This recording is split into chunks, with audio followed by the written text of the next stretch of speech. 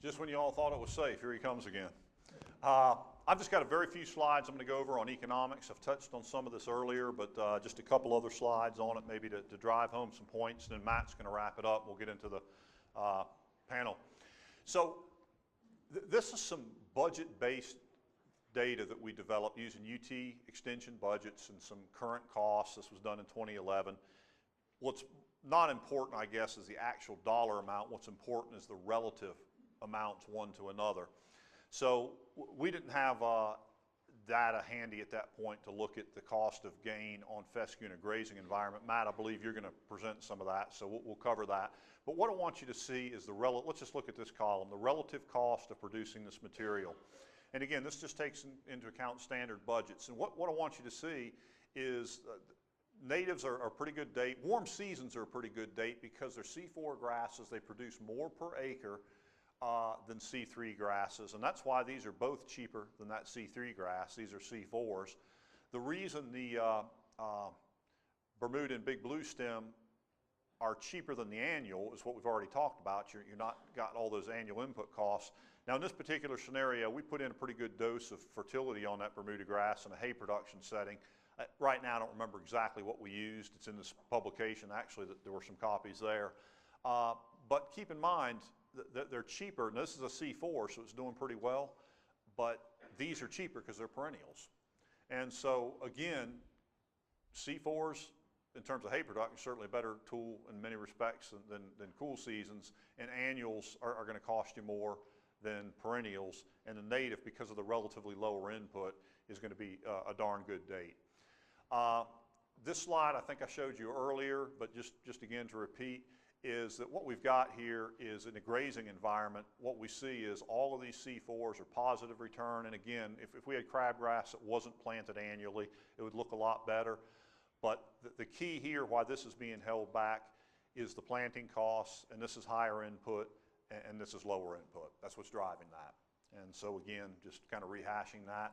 One other look at this is a grazing study where we did another grazing study. And what I wanted to show you here is that, again, it's all positive. I probably shouldn't have used red font, but it's all positive net returns for these different forages. But what I really want to show you here is the comparison between switchgrass here and switchgrass there, and the big blue stem up here and the big blue stem down there.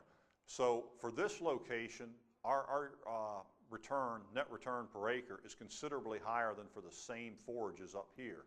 Why is that? Think back to an earlier slide I showed you when I was telling you about keeping your management from going into one of two ditches, either grazing too close or letting it get too woolly. And I showed you that data set from Nebraska where they let it get too woolly and they produced about half as much beef. So what you're looking at there is a difference in management. Management matters. The gentleman that spoke here after lunch talked about Roy Blazer's, or Harlan White's publication about good pasture management wherever you went. Well, there's a testimony to his wisdom right there. Is good pasture management where you don't let it get too woolly or graze it too close and have to quit, let long rest periods adds up. It matters. This is a neat little exercise hot off the presses. It's still really under construction, but Chris Boyer and Andrew Griffith are two ag economists that's working with my PhD student. And we built this, again, it's just a model. We'd love to do this as a field experiment. In fact, we got a proposal in. Matt, I believe y'all are on this, where we're trying to get this funded to do this, a system study, but we tried to fake it with a model. And what I want to show you here is a couple things. The E plus 100 is just assuming that 100% of your forage base is mixed fescue. We're not saying every blade of grass out there is fescue, but the point is it's fescue dominated. And then we made 30% of it Bermuda grass and 30% of it switchgrass, and that's the exact same thing over here. These three pertain to a spring calving herd and a fall calving herd. And what this shows you is a couple things. One is a fall calving herd, and we've published data on this before out of UT that emphasizes that fall calving in a fescue system is more profitable than spring calving. And the reason is you're avoiding, wherever Matt went, that darn fescue penalty that we take in the summer. And so all the difference you're seeing over here on the right panel versus the left panel is that penalty that we're avoiding. There's some other costs, as you can imagine, that are different in here. And then the other thing is, and the reason we were doing this is trying to figure out what does it cost to not have a warm season grass in your system. And what we found is that these are actually cheaper to manage. Remember I said higher yield off of C4 grasses, they're more efficient. And so our conclusion is that the differential is more pronounced in the spring herd because you're getting off of the hot fescue. But even in the fall herd, there is a benefit to getting onto a cheaper, more productive forage that avoids drought, summer hay feeding, and fescue penalties. And that's a model. Take it for what it's worth, but it's a level playing field within that model. And I think the assumptions that we've made are I think if I had time to share them all with you, you'd find them reasonable. So just to wrap up my segment of this, native grasses are clearly a cost-effective summer forage. And I've already mentioned this, high yield, strong gains, and low inputs. And the gains, of course, apply in the grazing environment. The offset of the toxicosis. And for those tough droughts, we talked about that very early on. It's coming. I don't know when. It's just risk management. That's what we're doing. And that's a good thing to do. A lot of the research we've done has very intentionally been done on growing classes of animals. Weaned heifers, weaned steers, bred heifers. We have yet to do a study, and again, that gets back to the proposal that we've got into USDA, which, Matt, I guess it may not be May when we hear now with the shutdown, but we want to do this with cow-calf operations and see how valid our model really is. But that model is just a way to kind of frame the conversation. And with that, I believe it is Dr. Poor's turn. Yep, okay. So we weren't exactly sure how to do this economics part. We certainly didn't want to give you two different messages, so Pat and I traded these slides back and forth and talked some about this, and we'll do more on the road later on. But some things to think about. One of the things we talked about with annuals is the cost of the seed. And again, because you have to pay that twice a year, it can be very substantial. And so just keep in your mind that there is quite a range in the cost of the seeds out there. And so I did go, actually, I went and looked up a bunch of seed costs. And I guess the one thing that surprised me was that many of these annuals are in that $25 to $50 an acre for the seeding cost. And so if you think about the potential yield, and even though it's high quality, it is a pretty substantial part of that. And the other thing that was surprising to me is that the novel endophyte fescue actually has come down some since we've got these different varieties out there, and that is only going to be in that $50 to $75 an acre for that particular one. The native warm season, in contrast, probably $175 or something like that. Again, if you think long term with that, then that gets diluted out in that after you get out there 5-6 years, then those seeding costs are almost negligible. Other input costs that you need to think about with the annuals are the equipment and the operating that just keeps coming at you time and time and time again. So don't forget that all those non-cash costs, the tractor and your labor and some of those other things that you don't think about, those do add up and have to be, have to compound each and every year. So those total costs can be relative to the perennials, and again, that really points to this idea that annuals need to be a little tool, maybe a surgical tool that really just is a very small part of your system and done very strategically. And they do make short-term sense in many cases, they often do not make long-term sense. Now, what I wanted to find something that really helped put this together, and I found this review. Many of you may have seen this or read this or heard about it. I'll refer you to it. If you haven't seen it, it's online and it's definitely worth reading. But Don Ball and Walt Prevatt worked there at Auburn for many, many years, and one of the things that Don did here in the last 10 years was to put together a lot of the grazing research that they did with an economic perspective on that. And so what I did, they had about 29 different forage systems or something like that, if my memory is correct, that they looked at, that they'd done grazing work over the years. And all of those were steer studies, basically growing yearling steer studies.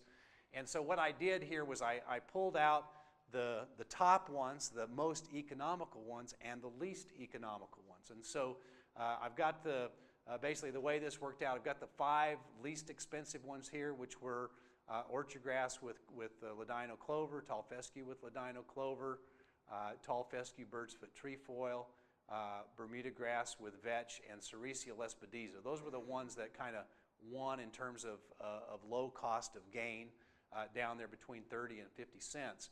And you'll notice all of those have the legume in there. And so the nitrogen savings is a really big key part of this. And again, for what we're talking about today, including those legumes in your annuals or in your annual mixtures, and or something like the native warm season grasses that don't require that high level of nitrogen are beneficial. The other ones that were the most expensive ones, as you might expect, were those that took a lot of nitrogen to drive the system. So tall fescue, common Bermuda, both of those with nitrogen fertilization.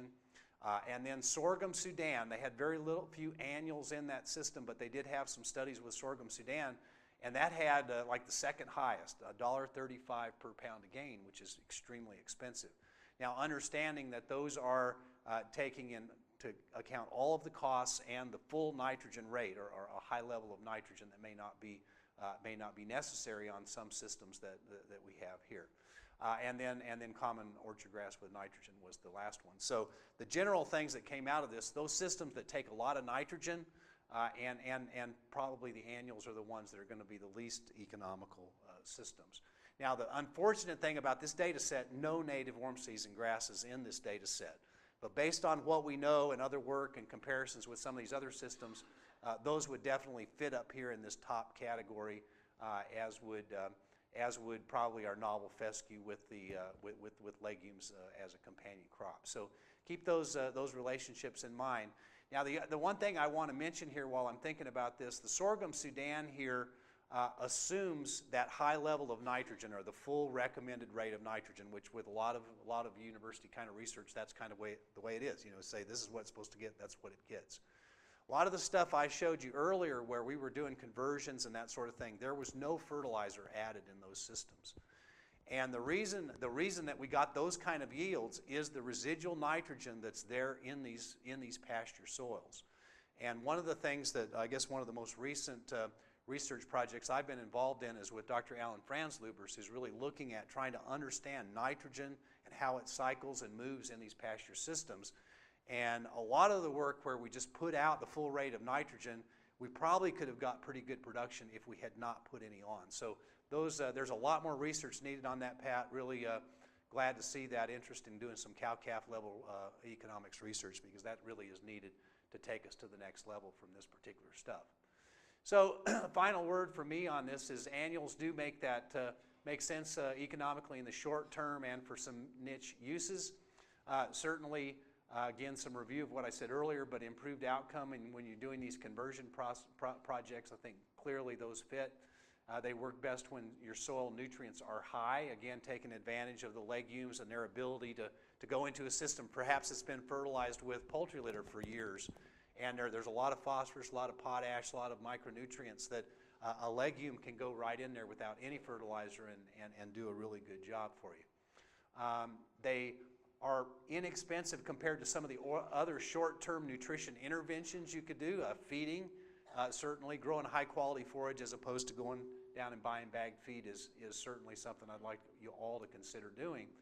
And then it'll allow us to plug these holes in the forage system for high nutritional need animals. And this, when you start talking about grazing dairies or finishing beef on pasture, or even backgrounding calves, having that summer slump right then when you've got weaned calves is a really bad time for it to hit. So that particular value at that time of the system is very high. And again, refer back to Greg Halich's work where his model shows somewhere between 10 and 20% annuals is ideal. It's really, a lot of that is that summer slump that he's plugging with that small acreage of these summer annuals. Some other things that we have a lot of people do down in our area in the flatter country, we have a lot of people that limit graze rye or ryegrass or other winter annuals. You don't have nearly enough for the whole herd, so they put them out there for a couple hours, pull them back in, and keep them on hay or on other perennial pastures, and that works really well. We need to plug that summer slump, I said that. And then the short-term benefits to soil health possibly might help you, especially if you have a very sealed up type pasture that really needs to be opened up. Then some of these deep-rooted annuals can come in and help you to fill that system.